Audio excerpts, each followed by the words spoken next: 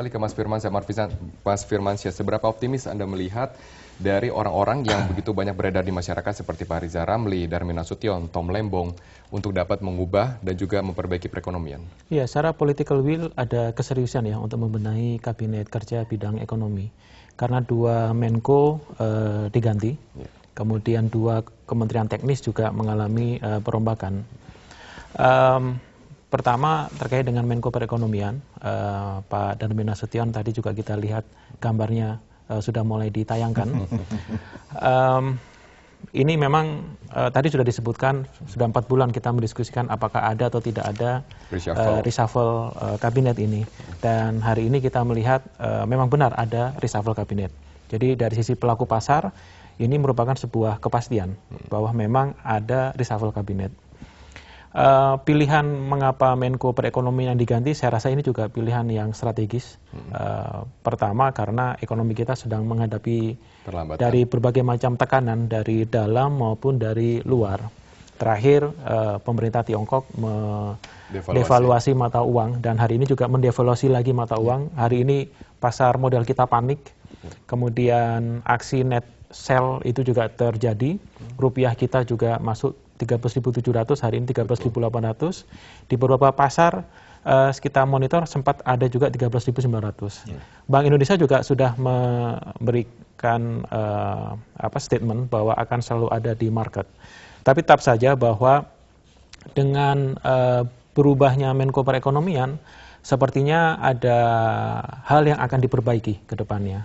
Dari sisi koordinasi, dari sisi leadership, dari sisi komunikasi kebijakan. Apakah dengan seorang Pak Darmin Nasution yang mempunyai pengalaman sebagai Gubernur Bank Indonesia yang pernah berada dalam situasi krisis global, menolong Indonesia keluar dari krisis global, bisa mengangkat kepercayaan investor? Iya, market sangat friendly dengan Pak Darmin karena track record beliau juga pernah sebagai Dirjen Pajak, kemudian juga Deputi Senior Gubernur Bank Indonesia dan Gubernur Bank Indonesia. Kepakaran, kredibilitas, kemudian juga kemampuan untuk berkomunikasi dengan pelaku pasar dan akseptabilitas pelaku pasar, saya rasa Pak Darmin memiliki nilai plus ya. Dan ini merupakan modal awal untuk bisa meyakinkan, meningkatkan optimisme dan kepercayaan pasar. Presiden Jokowi di beberapa kesempatan terakhir di Bursa Efek juga meminta pelaku pasar untuk tetap percaya kepada pemerintah. Jadi ini pesan penting yang rasanya akan diemban oleh Pak Darmin. Yang menarik juga adalah Menko Maritim, karena Menko Maritim ini juga mendapatkan perhatian khusus. Ada koordinasi, komunikasi yang perlu ditingkatkan. Dan saya rasa Pak Riza Ramli memiliki pengalaman yang memadai ya, karena beliau juga pernah menjadi menteri di kabinet Gus Dur, kemudian juga menjadi pengamat. Nah sekarang ini memang saatnya untuk memperbaiki, mengevaluasi apa saja yang bottleneck di era Pak Indroyono, kemudian segera... Yang menjadi pertanyaan, kenapa Pak Indroyono Susilo diganti? Kalau kita melihat dari tata kelola perikanan dan juga kemaritiman di Indonesia, mempunyai beberapa perkembangan yang positif, seperti dari illegal fishing yang terus ditekan, produksi garam yang juga terus ditingkatkan. Apa kesalahan dari Menko Kemaritiman? Iya, publik melihat bahwa itu lebih dikarenakan kebijakan menteri-menteri teknis. Jadi sementara kalau kita lihat Menko Kemaritiman banyak ruang yang bisa dilakukan sebenarnya, karena desain kemaritiman tidak hanya terbatas illegal fishing, tidak hanya terbatas